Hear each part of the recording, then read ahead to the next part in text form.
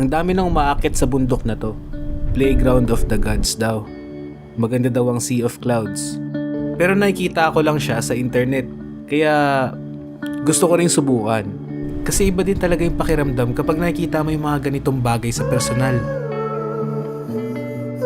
Kaya tara, samahan nyo kami sa pag-akit namin sa Mount Pulag. Paano ko pinipiguan?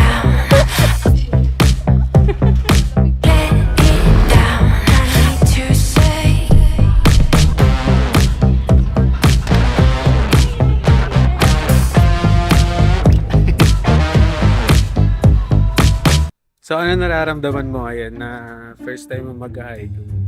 Takot ako. Bakit ka tatakot? Ano yun? Fear of the unknown. Oh, parang di ko pa alam kung anong dadatnan din.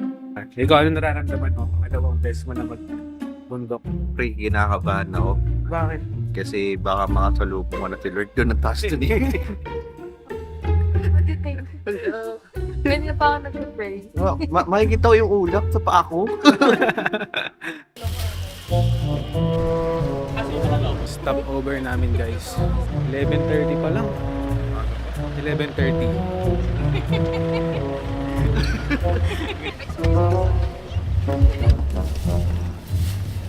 Lah, naka-record ba? Hi! Sobrang lapit. Ganito po pala maging sardinas. Pagkatapos mag-stop over sa Pampanga, stop over ulit sa Pangasinan at pagkatapos ng mahabang biyahe, stop over ulit sa may bundok. So guys, dito muna kami sa isang stop over ulit. Tinesting lang namin ang lamig. Wow!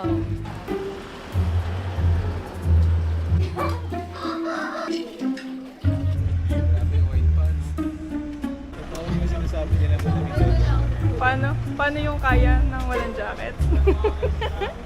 Bumiyahe ulit kami papunta ng homestay at ito yung itsura sa labas ng homestay namin.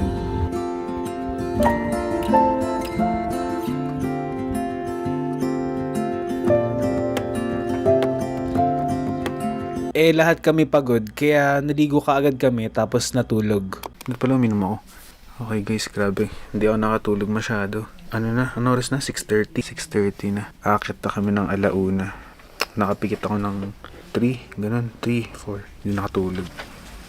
Ay, good morning po.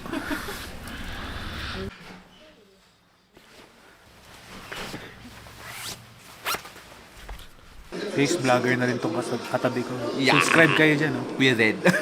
Lagay ko na lang dito pag gumawa na sila ng channel. Tulog ulit pagkatapos kumain kasi may natitirang oras pa bago magsimula ang hike. Okay, so guys, naghahanda na po kami dahil mag-aalauna na, aakit na kami sa Pulag. Let's go. Ay, gusto mo. Buff me up. First time niya mag-hike, tas Pulag, Panis. Lord, good evening, good morning Panginoon.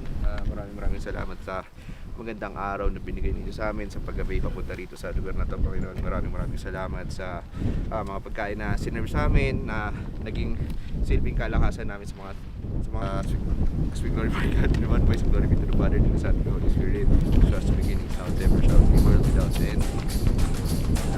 Alright, let's go!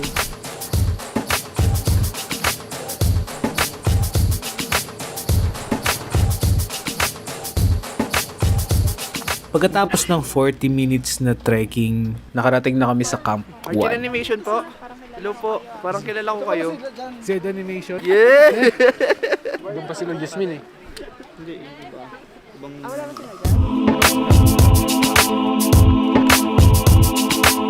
Kami sa grasslands. Grasslands ba? Grassland. Madalim pa. Oo. Inaantay namin yung mga kasama namin dito kaso medyo matagal. Nag-aalangan ako baka hindi namin maabutan yung sunrise. Napakalamig dito Ayun guys. na ito, ayun. Ready na po ba? Ha? Ay, hindi po. First start na po tayo. Tara na daw. Sabay na po kami. Kaya napagdesisyonan namin na umakyat na ulit para mas maaga kami makarating sa tuktok.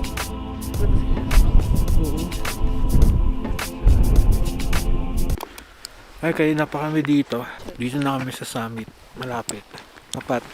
3 lang ulit kami. Pagdating doon, Meron ulit. Pinush kami ni Kuya Drew na umakyat sa Peak 2 kasi mas maganda naman daw ang sunrise dito compare sa summit. Kaya dito na lang kami nagantay at nagpalipas ng oras. At hindi ko na malayan, naka-on pala yung camera ko. Buti na lang kamo, kasi ito na pala yung bubungad sa amin. Take every brother and sister of mine. We roll in the sunshine and sleep when it's dark, hoping to find somewhere we can call home. But it's black, yeah, it's black.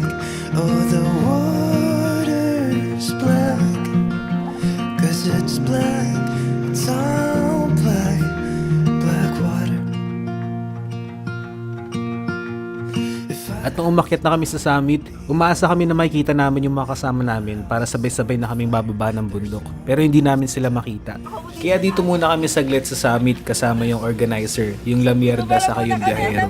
Sinubukan namin tawagin yung mga pangalan ng mga kasama namin, pero wala talagang sumasagot. Dito po kayo, dito po yung homestay. Opo, ito po may pinag-home. Tignan niyo po tayo niyan. Ang tawag po dito ay Dwarf Bamboo Hotel. Kararating na. Hi ka, hi.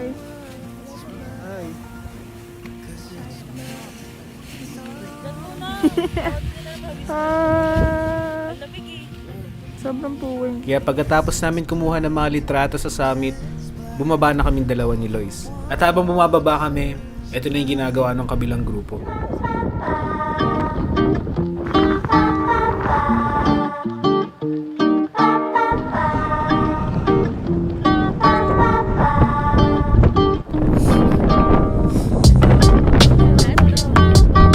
Nahiwalay kami kay na Kuya Arkin. Hindi ako maabot. Pero ngayon, ano? Hindi ko alam kung akitip pa namin yung isang sa pero malabot mo lang. Hirap. Lamig.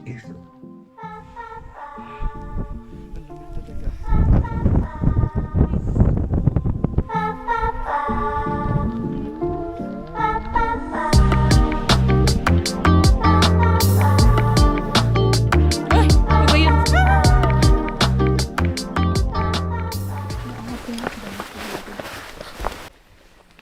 At makalipas ng mahaba-habang lakaran namin, hindi namin inaasahan na merong tatawag sa amin.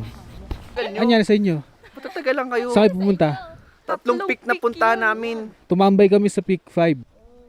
Tumambay kami sa peak 3. Tatlo yun. Sa Peak 5 yung may... Yung Ranger Station ba yan? Tinututukan mo, ba't binibidyoan mo ako? Ay, Ay, nanginig na nagpunta kami. kami sa summit, nandun sila, ano? Minom daw sila ng summit. Nagpicture. Ayun pa. Ang bilis mo.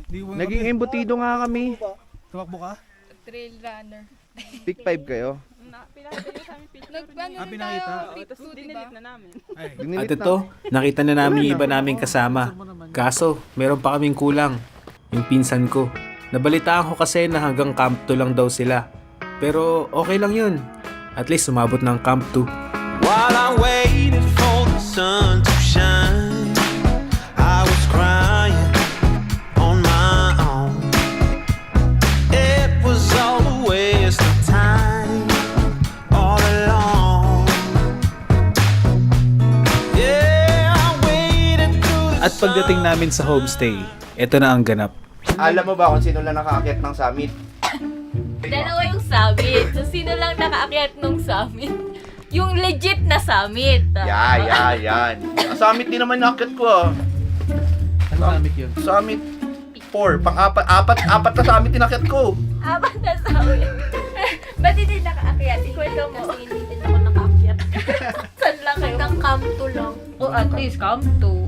Oh, at least nakaabot na kami 2. So ayun, ang ending, hiwa-hiwalay kaming umakyat ng bundok.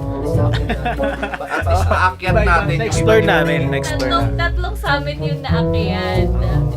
Peak 3, Summit Pulag, at saka Radio Tower Summit. pang Camp 2. O merong Camp 2. Ayun, so guys, pauwi na kami.